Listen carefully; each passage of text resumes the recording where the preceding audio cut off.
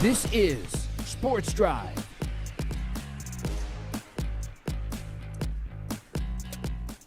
All right, everybody, welcome back into Sports Drive. Joining us now, Amarillo Sod Poodles broadcaster Chris Carey. Chris, thank you so much for coming on into the show. We appreciate it. Amidst a incredible hot streak for the Sod Poodles, things have taken a stark turn from where we were just about a week ago. Yeah, though it's a torrential downpour of rain, there have been an uptick in runs scored and wins for the Sod Poodles. 6 in a row. It doesn't look that bad for Amarillo after, 4 straight losses in San Antonio. They've seemed to turn a corner, and they look really good. It's incredible. Even you look back to Wednesday night, right? And it seemed like, I don't know what you guys were thinking in the press box, and I'm not sure. I know. I'm pretty sure I know this rule pretty well, but I could have some things mistaken. But I know that there's the rule in the MLB, obviously, or in baseball. If you get through 5 innings, the umpire can call it an official game. And I had to imagine that in that situation, that was kind of the goal. Let's get 5 in and see where things are at from there. And they almost got 5. They got so close to getting the full 5. And then, of course, top 5th, the rain just starts pouring down. They have to postpone it. And then they come out the next day after, having that, I think the Cardinals scoring 4 runs in the top half of that inning. And they just explode offensively, come back in that game, and then win again in the second half of the doubleheader. It seems like everything is going right for them.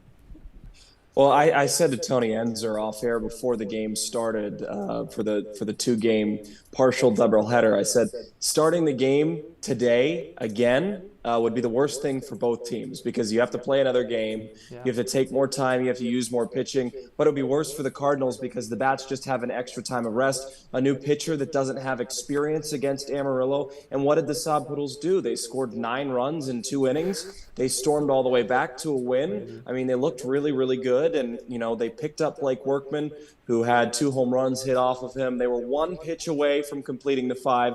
And instead, though they had to wait about 24 hours to continue the game, the Sod Poodles stormed back to get a win. And I think that kind of turned around their approach for the rest of this series. They played 1 more game after that. They walked it off. It definitely didn't feel like it was out of their clutch at any point in time.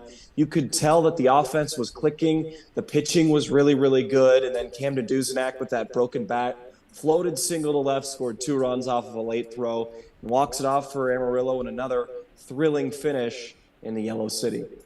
Absolutely, and when you kind of look at the standings now in the Texas League South, you'll have to refresh me on the date that the first half standings go final. Actually, when that first half kind of mark that is when they're going to reach that. But you look at it right now. They are sitting in 4th, but just 4 games behind San Antonio for the top spot, and with this winning streak. What kind of thoughts do you start having about, okay, is it possible that they could catch them by the end of June or whenever that benchmark is for the first half? I think the way that they're playing now, you can't rule them out. The way that they've started to show their bats, the guys have adjusted to pitches really, really well, and they've started playing more cohesive as a team. Pitching top to bottoms look better. Each starter has gone at least 4 2/3 in this series, which I know doesn't sound like a lot, but it's a lot for our staff that has struggled to get out of the gate early. And then you consider how the schedule looks the next couple of weeks. Finish off this series against Springfield. It's an out-of-division opponent. Then you go to Midland for 6th, where Amarillo has historically played the Rockhounds well. Then guess who comes to town? The first-place San Antonio Missions. Then after that, you take the 13-hour bus ride to Corpus Christi and play the Hooks. So 3 straight weeks against Texas League South opponents.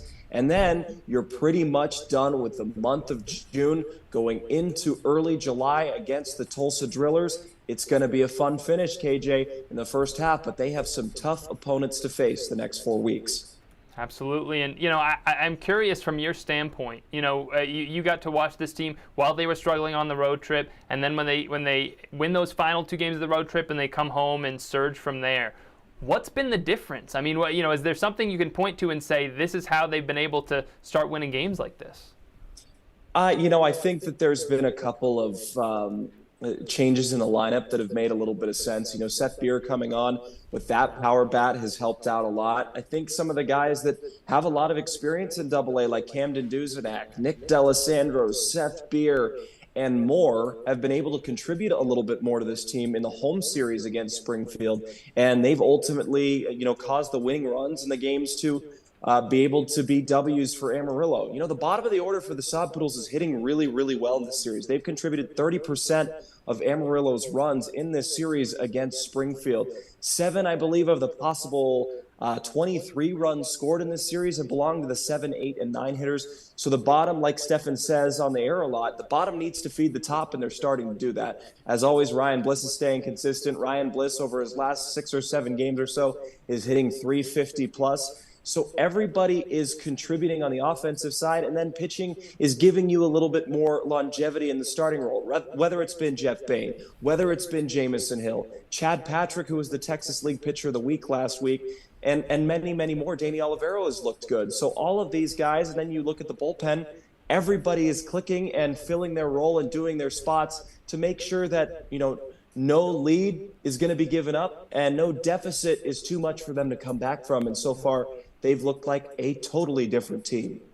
Well, Chris, I have to ask you, obviously, some things had to change about the plan tonight due to the weather. Of course, we're going to have that Route 66 celebration, not anymore because of the weather impacting that a little bit. But when you got a chance to see those Route 66 jerseys, just give me your thoughts, because as soon as I saw them with the car on the front and, just the design that they were able to post on Twitter, those things, I haven't gotten a chance to see all of their alternate jerseys that they've been able to make in their theme jerseys over the years, but this has to be in the top half. I mean, this one was pretty good.